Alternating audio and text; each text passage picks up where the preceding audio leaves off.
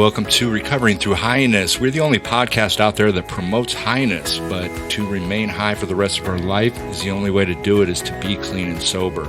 We're a podcast that is trying to reach out to those that a lot of people think are unreachable and also give a voice to those that we have lost. Please join my podcast as we explore many different topics and looking to really bring this thing public. I'm going to be having various different guests on this show and also want to get people to call in various different times, which if you would please send your email address to recoveryecosystem@gmail.com. I'd like to send out messages when we're ultimately going to be live. Again, please join my podcast.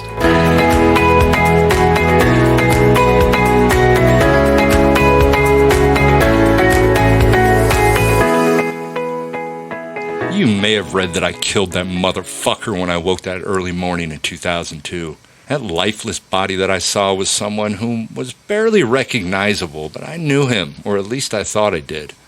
The beginning, it was the same as it was for most, but my story evolved each day where the difference between life, which was so fragile, and death stood side by side.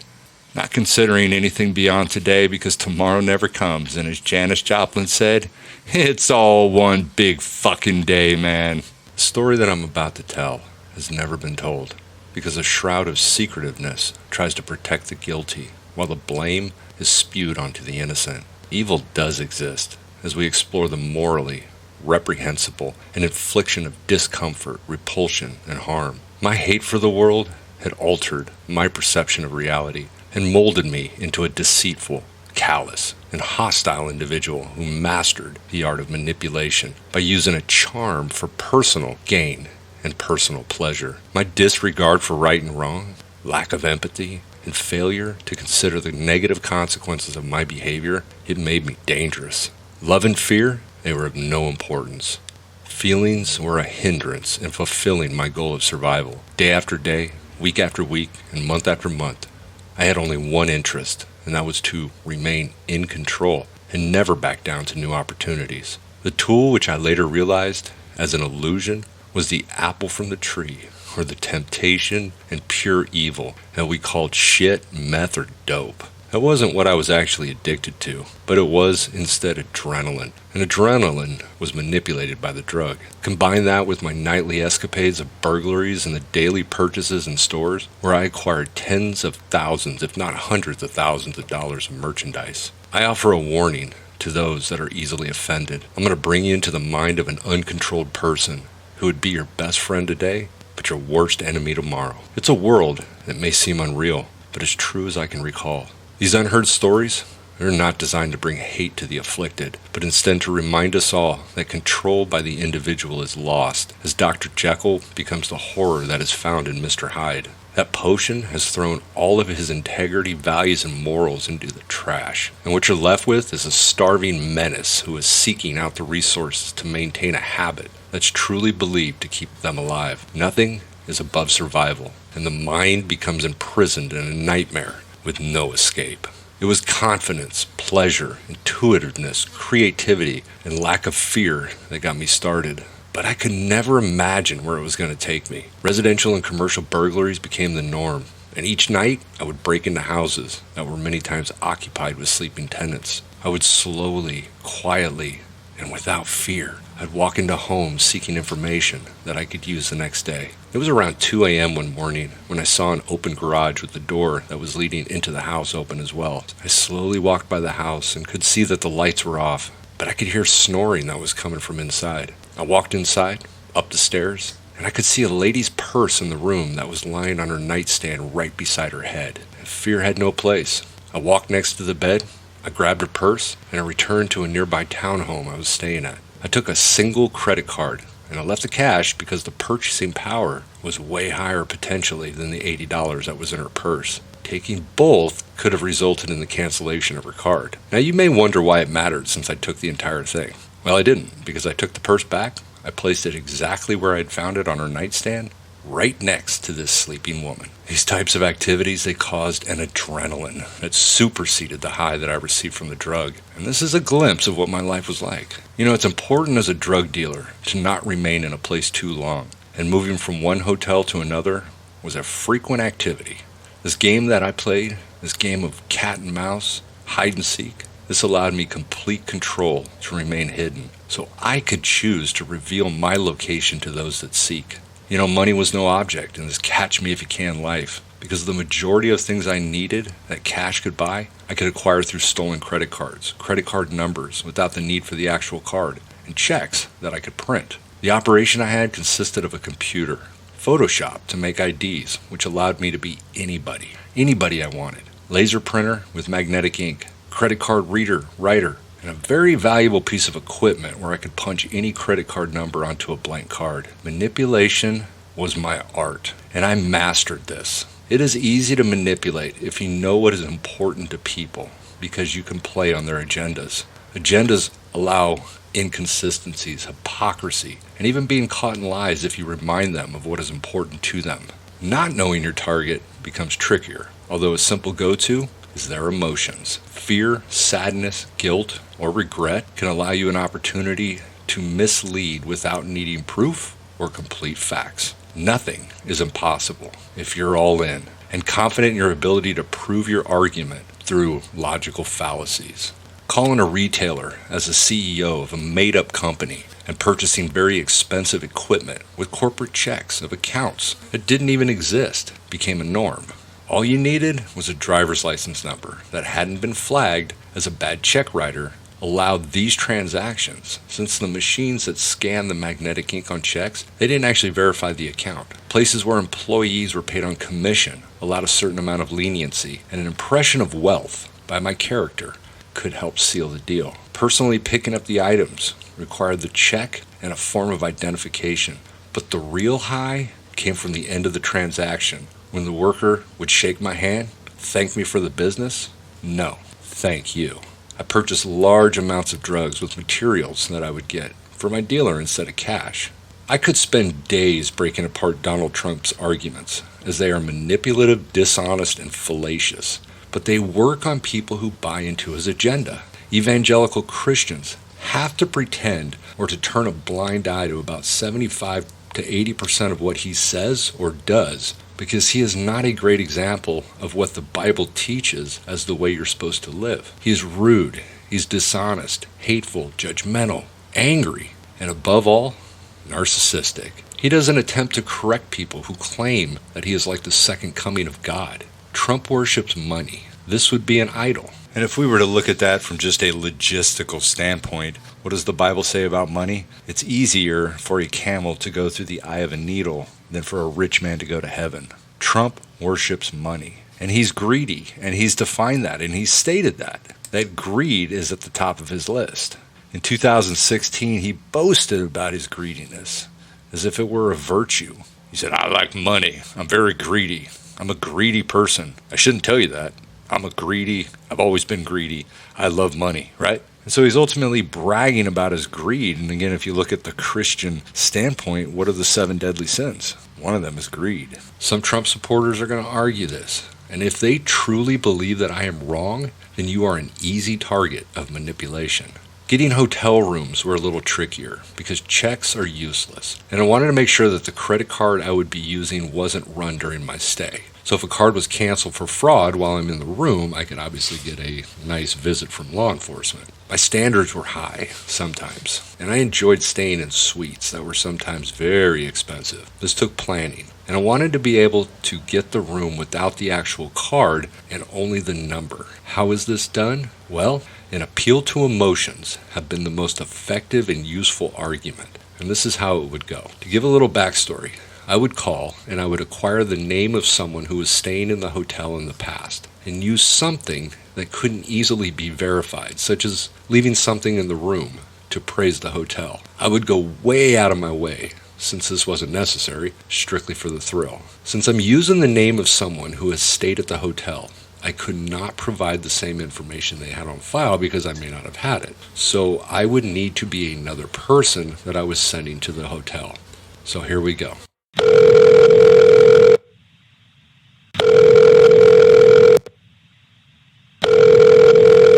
Hi, thank you for calling. This is Kevin. How can I help you? Hey, Kevin, my name is Peter Falacia. I don't know if you remember me. You said Kevin, right? Yes, that is correct. Yeah, I believe we spoke 2 weeks ago when I was in Los Angeles, and I cannot tell you how appreciative I was for the outstanding service that you gave me. I would love to say that was me, but I just started this week. Oh, it must have been someone else. But, oh man, I gotta tell you, I've had great experience with you guys. I left some really important things in my room, and you guys found it and stored it for me. And I got full trust in your hotel, which is why I'm calling. I praise you guys and refer everybody who travels to Los Angeles to your fantastic hotel. Well, thank you, sir. That is good to hear, and it really gives me comfort knowing I work for a place that provides good service and trust in our customers. Oh, you really do. Oh man, I'm sorry I'm speaking so much, but my mind is all over the place. I'm in a horrible spot right now. I'm sorry to hear that. Is there anything we can do to help you? Yeah, I'm really hoping that you can. So, my wife passed away last week in a horrible car accident. My driver picked her up from the airport when she returned from New York, and they never made it home. They were both killed instantly. They were hit on by a truck driver.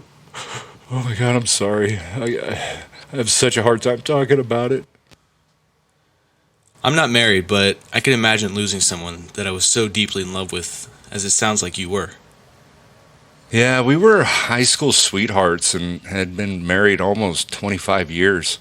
So my nightmare continues. And I received a call from my son's best friend, and they were visiting from Oklahoma. My son decided to pursue that quote-unquote California dream. He's always wanted to be an actor, and I tried to get him to understand that for most, it's a dream that results in waking up to a reality seen by most of being broke, homeless, and depressed, because the entertainment industry is full of the worst judgmental, narcissistic assholes. Talent is seen by some, but the talent must be within your looks, which is why only a few become the success that they're looking for. Anyways, apparently he was jumped out in Hollywood. He was taken to the hospital and is currently at the police station. He's all I have left, and everything was taken, his credit cards, his money, and I guess the only thing that he had left was his ID. And I wanted to see if I could give you my credit card number so you could have it on file. So apparently he's talking to his credit card company, and they're sending him a card, but it won't arrive until Tuesday.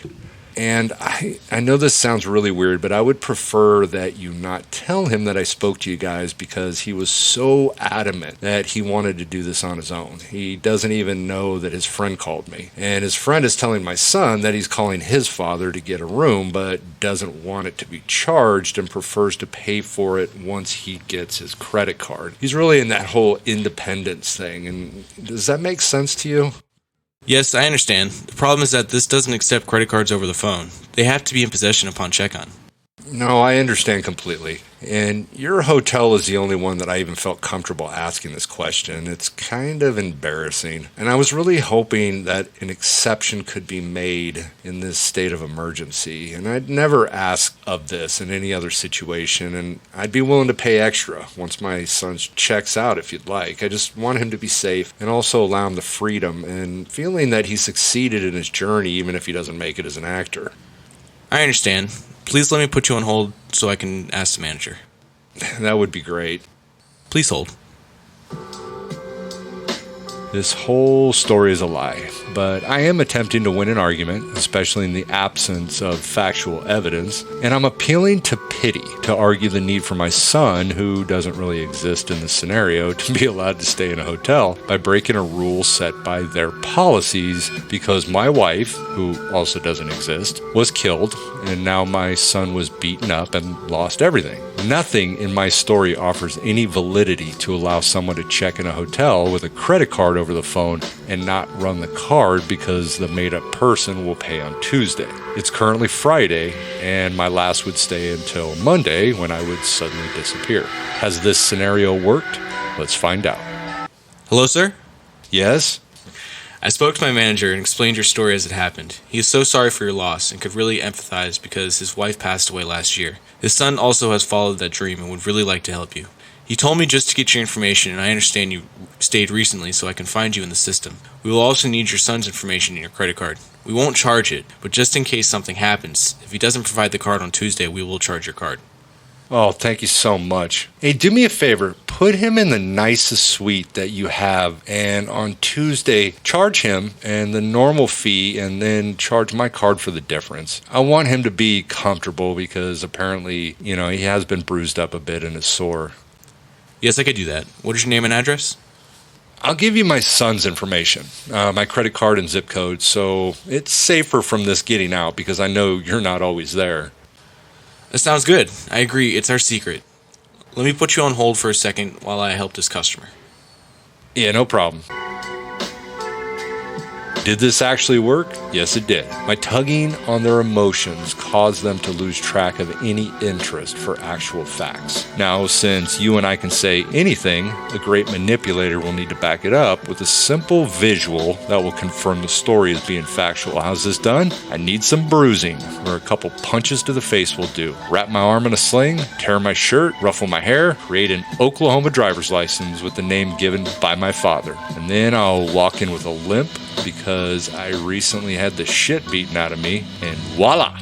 I now have a beautiful suite for 3 nights paid for by the hotel that I am staying at. So stay tuned now while I give you some historical background on fallacies of logic. A very famous individual who looked at this, and another very famous individual who practiced this. Adolf Hitler was a master of propaganda. And just a funny note on this. In 1990, Vanity Fair article stated that Mr. Trump's then-wife Ivana said her husband owned a copy of My New Order, which is a printed collection of Hitler's speeches. Marie Brenner, the article's author, wrote that Ivana Trump told her lawyer, Michael Kennedy, that from time to time her husband reads a book of Hitler's speeches, My New Order, which he keeps in a cabinet by his bed. And Kennedy apparently guards a copy of this, and it was Hitler's speeches from his earliest days, and it reveals his extraordinary ability as a master propagandist. And asked by Miss Brenner about the claim and whether his cousin John Walter had given him the book, Trump responded, "Who told you that?" He went on to explain that it was his friend Marty Davis from Paramount who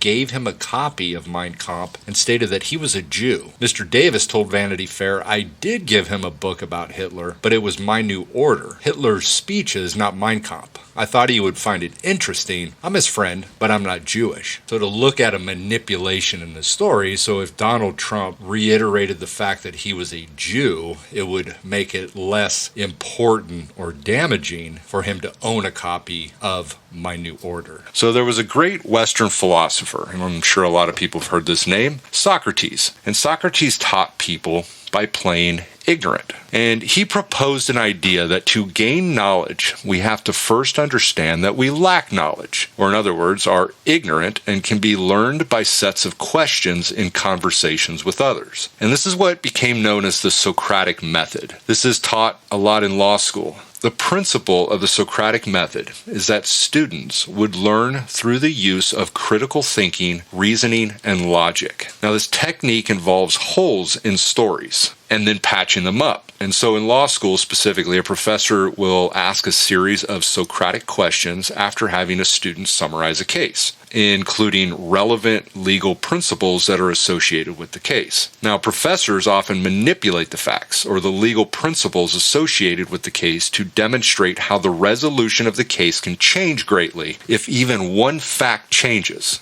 Now, because I didn't define my knowledge as ignorant, I was in trouble. And my story in part 1 discusses my story as an example to educate many who don't understand the mindset, thoughts, decision-making, and ultimately brainwashed mind of someone who is depending on drugs. Dependency can be defined as a need for a substance, and without the substance, your body doesn't work the way it should. I mastered the art of manipulation. As I was being chased and I was watched by the Sheriff's Narcotics Task Force, I created a story that I had a wife who had cancer to induce an easier buy so I could create sadness and sorrow in people so they'd speed up the transactions.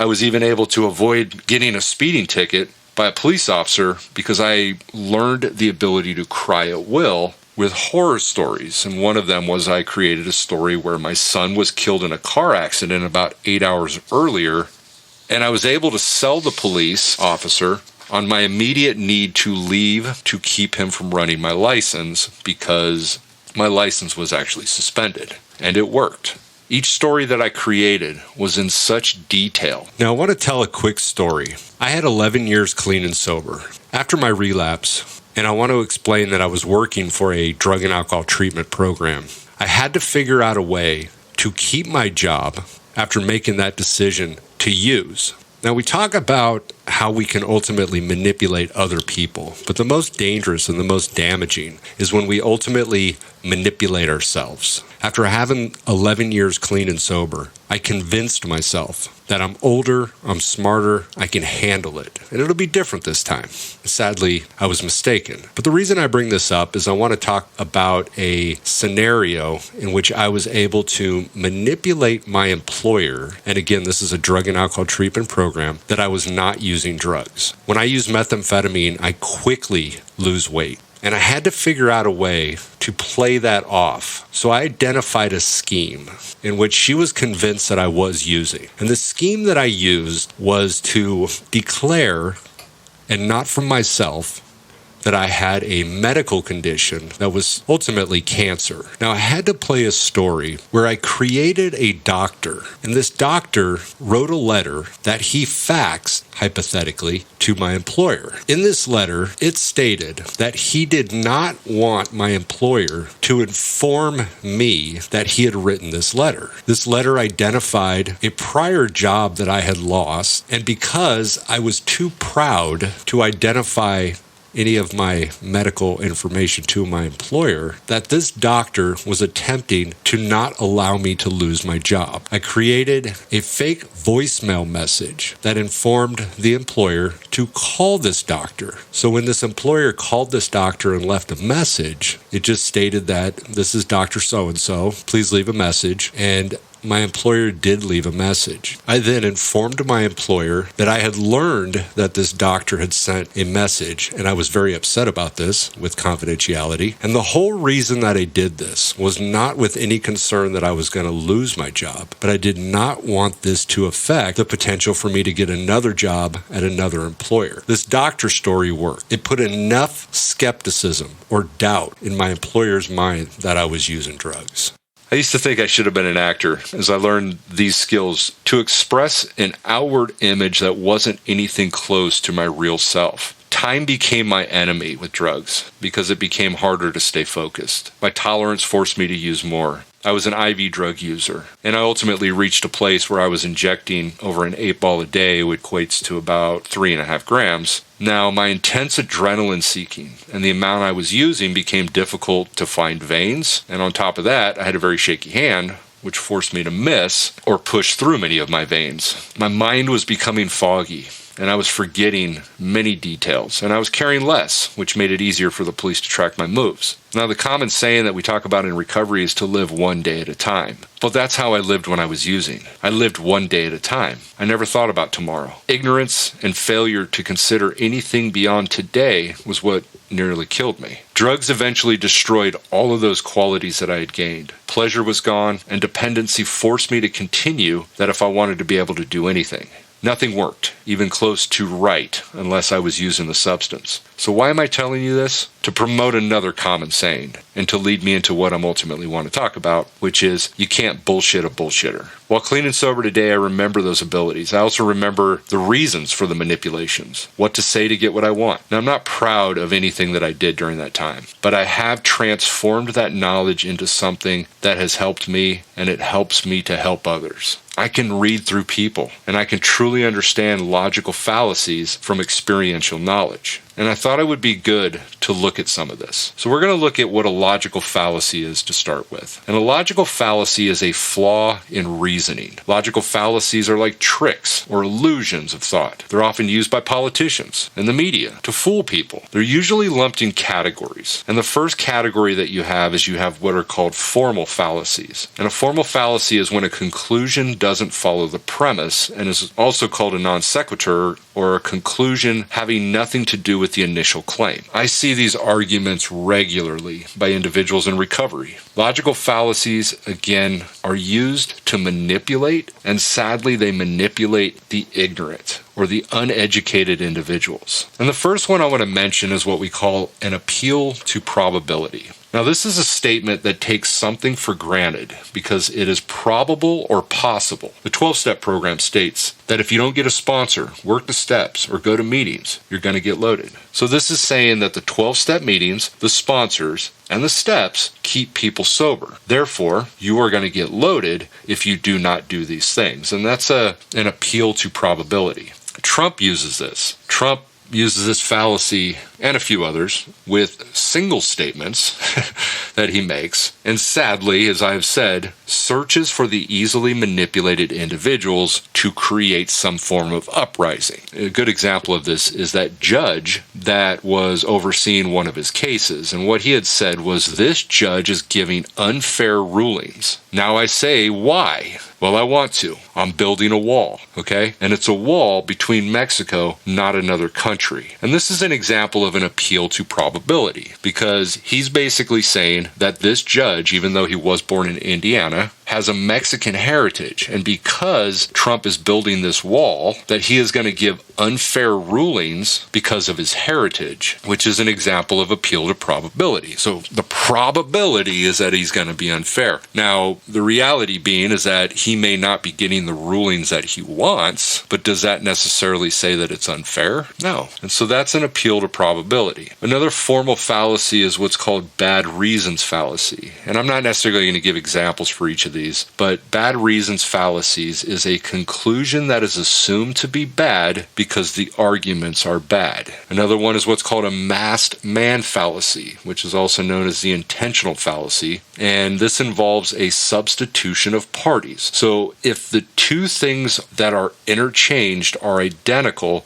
then the argument is assumed to be valid. So normally what we're doing in terms of formal fallacies, so we have a conclusion, but it does not follow the premise, and it ultimately has nothing to do with the claim. So the second set of fallacies are what are known as informal fallacies, and these are the ones that you see most often. So while a formal fallacy is identified through an examination of the statement or the claim, informal fallacies are identified through supporting evidence. So in these instances, the statement or the claim is not supported with adequate reasons for acceptance. And this is what we see most often. Politics is the epitome of this. So before I go on, I want to make a clarification in the difference between what we're talking about here, which are logical fallacies, versus lying. They are different things here. So we're not actually talking about the difference between somebody just making a completely fake statement or a false statement, but these are based on the concepts of reasoning to win an argument. So debaters ultimately will use a lot of this fallacies of logic in terms of manipulating to get people to believe what they're trying to say based on distractions or things of that nature. So it is a difference between just saying, okay, this is just a lie. I know a lot of people out there, politics is really a big thing, and I can honestly say that I have never seen anybody ever in my entire life, and even in working in the substance abuse industry with all the people that I've worked with, that have such fallacious fallacy arguments as Donald Trump. And that's why he is so fascinating to me. What fascinates me the most is obviously all of the people that ultimately just buy into what he's saying, even though his arguments make absolutely no sense based on reasoning. And again, we have difference between lies and this. And I'll give you an example would be Trump's claim that the coronavirus, which is something we're all going through right now in terms of being locked down, that his statement was the coronavirus is a hoax that's presented by the Democrats, and that's a Democratic hoax, and it's being thrown around by the media, and that it's not real. Now, we know that that's a dishonest statement because, number one, is he's completely changed his tune on that, and he's no longer claiming that. So ultimately what he said was a dishonest lie, but in a sense to manipulate people. So as I had said, informal fallacies, which is what we're going to get into now, are the most common that we see among people. And there's a lot of different varieties of informal fallacies that can be broken down into subcategories. And so we're going to look at what these subcategories are. The first one is fallacies of presumption. Presumption of truth without evidence can cause fallacious reasoning. And the first one is what's called a complex question fallacy, which involves questionable assumptions. And I'm going to explain this one out of a brief story that I had told in the book of Pain, Failure, and Misery are the Stepping Stones to Success. And so I had mentioned an adolescent in that story who had been, I guess we'll say, bullied by kids that were in his school, and these kids were calling him a school shooter. And the reason they were calling him this was because he had long hair and he wore Metallica shirts and things of that nature. And as this continued, he would repeatedly tell them to stop calling him this, but him doing that did not end them continuing to call him this. And it reached a point to where one of the individuals went up to this adolescent that I'm speaking of and said, "When you shoot up the school, are you going to shoot me?" Now, if you look at this questioning, this is what we would call a complex question fallacy. If he answers yes, then he's stating that, yes, I am shooting up the school. And if he says no, he's not disputing the fact that he's shooting up the school, but he just won't shoot her. And so either way, there's a presumption of guilt that plays into that fallacy. So that fallacy of complex question fallacy involves questionable assumptions. Now, I know this is sort of an irrelevant statement, but I took a break, and I'm coming back to this with a different mindset on what I want to actually do with this podcast. And I'm going to turn my direction towards Donald Trump. And I know this is a difficult topic for a lot of people. I have no intention on trying to sway people away or towards Donald Trump. This is something that you cannot actually do, which is another reason why I think this is really interesting, because part of my interest in doing the direction that I want to go into right now has to do with a lot of the Facebook posts that I've seen recently that are really going to fall into what the purpose of this podcast is as we look at different logical fallacies. And we're looking at reasoning. We're looking at common sense sometimes. We're looking at education. And people that post things that are completely inaccurate or manipulative in nature are looking for the people that lack knowledge and lack common sense. And I'll explain to you what I mean by this in a second. I want to also make mention that I'm not a Republican and I'm not a Democrat in the true sense, because I agree with certain things of Republicans, I agree with certain things of Democrats, and I disagree with things in both parties. But what intrigues me the most is how much of our society really lacks any kind of interest in truthfulness or honesty. When you have an agenda, you will push honesty and truth aside to ultimately get what you want. In much of our society, it seems to be about being right versus doing what is right. It doesn't seem to play much into anybody's care for truthfulness or honesty. And this is where I wanted to go with this a little bit. And the reason I bring this up was I was looking at a Facebook post yesterday, and this is what it said. Now, I have no intention on standing up for Barack Obama in this argument or standing up for Trump, but I'm more interested in looking at facts. And what this article stated, and this to me is really interesting, but it stated that it wasn't until 6 months after H1N1 became a global pandemic that then President Obama declared a public health emergency on what was already a pandemic. By that time, the disease had infected millions of Americans, and more than 1,000 people had died in the United States. Now, we could question why this post is being thrown around on Facebook, and my assumption is going to be the fact that all of the Trump supporters want to make Trump look good because there has been a lot of criticism regarding the handling of the coronavirus by Donald Trump. And so I want to look at facts. And what is interesting to me is that when people post a lot of these things that are inaccurate or wrong or manipulated information, there's going to be people like me who will question this stuff. And I honestly look into everything that I see on Facebook. There's nothing I see on Facebook, and it could be, pro-Democrat or pro-Republican, that I'm going to believe anything that I actually see. Even when it comes to the media. You talk about CNN or MSNBC MSNBC or Fox, and I don't believe anything in relation to the political aspects because they are biased. Fox is biased, and CNN is biased, but you will get a little bit more information, a little bit more accurate information on some of the websites versus others, and depending on the individuals that are actually talking. And I won't necessarily go into who I think is some of the most inaccurate, because that's really irrelevant at this point too. But I wanted to talk a little bit about that post, because I do think it is very interesting. And this also was something that Trump had been promoting about how well he is handling this versus how Obama had handled the H1N1 virus. The first thing that I want to actually mention is, to me, it's extremely irrelevant. We can sit there and we can blame, or we can talk about past things that people have done, and I'm not really sure what the point of it is. Does that help us in this current predicament with the coronavirus? I can't see any point behind it other than completely political. And so that's the first thing that you ultimately want to look at,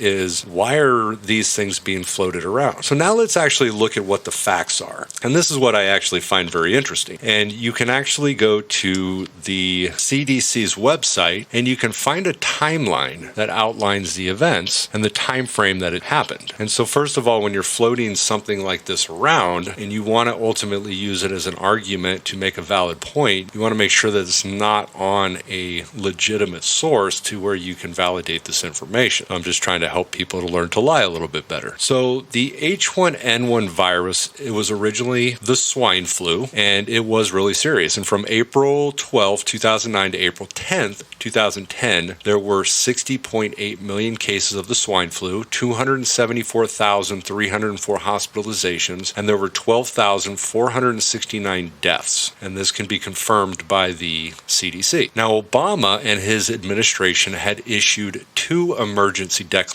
But as I had mentioned earlier in what that statement was that then President Obama declared a public health emergency on what was already a pandemic. But he issued 2 emergency declarations. And that article only refers to 1. Now, Obama acted before the pandemic was even declared. So Obama's acting director of Health and Human Services declared H1N1 a public health emergency on April 26th, 2009. That is weeks after this thing was discovered. And there was only 20 cases of H1N1. There were no deaths around the country that had been confirmed at the time that he declared a public health emergency. 2 days later, the administration, they made an initial funding request for H1N1 to Congress. And there was eventually $7.65 billion that was allocated for a vaccine and other measures. The H1N1 was declared a pandemic by the World Health Organization on June 11, 2009. So the Obama administration's public health emergency declaration came more than 6 weeks before the pandemic designation. Now, this obviously is not identified in that article that was posted on Facebook. Now, Obama did something else. So on October 24th, 2009, which was 6 months after his administration declared the H1N1 a public health emergency, Obama declared it a national emergency. So he defined 2 types of emergencies. And at that point, H1N1 had claimed more than 1,000 American lives. Now, Trump declared the coronavirus a public health emergency on January 31st, 2020, which was prior to any deaths in the United States. But there's a couple of differences here. One was that the coronavirus is speculated to have originated in China, where the swine flu was actually originated in the United States. And so this was something that began here versus beginning in China. So there are some differences here. Another thing that I found interesting on these arguments is that there seems to be a blame to Obama for the deaths that ultimately occur. And I want to make a point here in looking at, again, back to logic. So Trump had actually made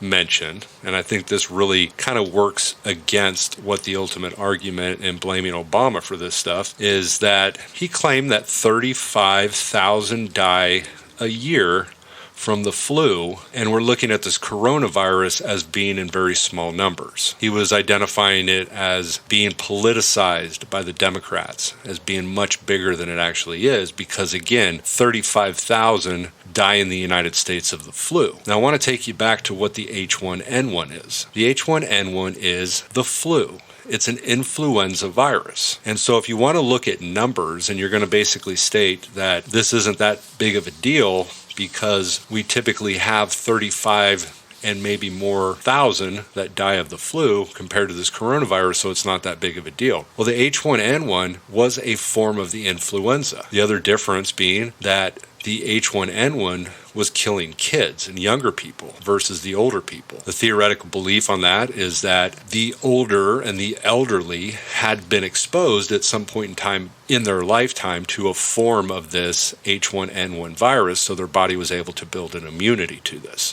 which is ultimately why it was killing younger people, because they had not had an opportunity to be exposed to any of this stuff to build an immunity to it. So again, if we look at logic and we look at reasoning and we look at arguments, sometimes they work against you. Another example of something that works against Trump in this fashion was his continuous statements that the China virus, he kept referring it to the China virus and the China virus and the China virus to ultimately put blame on the Chinese. Well, what did the Chinese do? Well, they came back and blamed it on the United States. And they basically said, well, we think that it came from an American who traveled to China and gave it to the Chinese. So now all of a sudden you've got a little bit of doubt in your mind. I wonder if that's true. Do we know? No, we don't. And this is why sometimes it's so much better just to stay quiet, just to keep it with yourself, because this is a lot of times what ultimately creates problems. You know, we look at these posts and these things that come out and these declarations of dishonest and manipulated information to ultimately reach the uneducated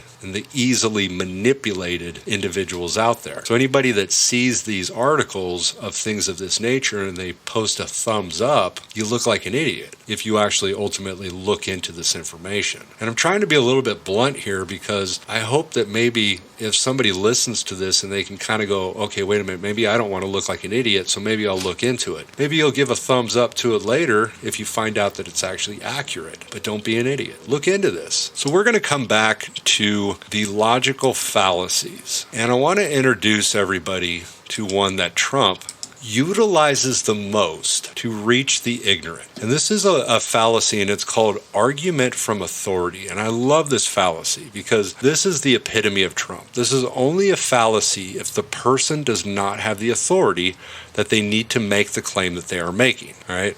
So if somebody actually has the authority and has the knowledge and has the understanding, then this is not a fallacy. But common criteria for identifying someone as authoritative are: the person has sufficient expertise in the matter in question. Does anybody wonder why Trump claims to know more than anybody about various different things? Trump understands the argument from authority. Trump is seeking the easily manipulated individuals to be able to do this. And I want to give you an idea. If people don't really know some of the things that he's claimed to know more about, these are what some of them are. I think nobody knows more about campaign finance than I do because I'm the biggest contributor. I know more about people who get ratings than anybody. I know more about ISIS than the generals do. I understand social media. I understand the power of Twitter. I understand the power of Facebook, maybe better than almost anybody based on my results, right? I know more about courts than any human being on earth. Who knows more about lawsuits than I do? I'm the king. I understand politicians better than anybody. Nobody knows the system better than me. Nobody knows more about trade than me. Nobody knows the system better than I do. Talking about the U.S. government system. I know more about renewables than any human being on earth regarding renewable energy. I think nobody knows more about taxes than I do, maybe in the history of the world. I'm the king of debt. I'm great with debt. Nobody knows debt better than me. Not really sure why that's a great one. I understand money better than anybody. Look, as a builder, nobody in the history of the country has ever known so much about infrastructure as Donald Trump. I know more about Cory than he knows about himself, talking about Senator Cory Booker. I think I know more about the other side than almost anybody, talking about Democrats. Nobody knows more about construction than I do. I think I know about it better than the Federal Reserve, talking about the economy. Technology. Nobody knows more about technology than me. I know more about drones than anybody. I know about every form of safety that you can have. Having a drone fly overhead, and I think nobody knows much more about technology, this type of technology, certainly than I do. So he has to continue to make sure that everybody thinks that he is an expert on everything. And because if he can be an expert, he's ultimately going to be an authority for those things, right? So other criteria for identifying someone as authoritative are the claim being made is within their area of expertise. Again, he's an expert. There's an adequate degree of agreement between other authorities. The authority is not significantly biased. The area of expertise is a legitimate discipline, and the authority must be identified. You know, I have no interest in politics except for my curiosity, and I almost find it comical as I find humor in the statements of politicians who attempt to win arguments with no grounds in actual reasoning. A whole group of people that watched the impeachment hearings of Trump and convinced themselves that he was innocent or guilty based on your agenda and not facts, since you weren't present when the phone call actually took place. Now, I was never attempting to identify any information I had about the situation because of my ignorance, but it was the discrepancies in different arguments that made it entertaining. The Republican Party, including Trump, kept making comments about the Democratic Party attempting to overturn an election by removing a president from office that was voted in by the people. Is this a good argument to discredit an impeachment? No. Impeachment in the Constitution does not state that you can only impeach a president who wasn't elected by the people.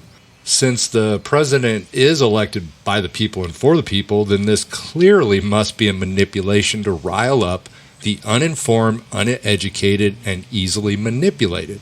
That is exactly what impeachment is, to remove a president that was elected by the people and for the people. So this is part one of a world that lacks reasoning. I am unable to disconnect my ability in finding discrepancies. So I decided to talk about this and open people's eyes to what a good argument is versus the arguments with holes in them. Our Vice President Pence was given a lot of criticism for not wearing a mask in the hospital. His response to me was very funny. He informed them that he gets tested all the time for the coronavirus and wanted to make sure that he could look people in the eyes and thank them for the work they do. Now, I understand that we call this effacement, but can anybody tell me how this argument doesn't hold up with the statement he made? Thank you for joining me in Recovering Through Highness. Please send me an email at recoveryecosystem@gmail.com, and I look forward to hearing from you. Thanks.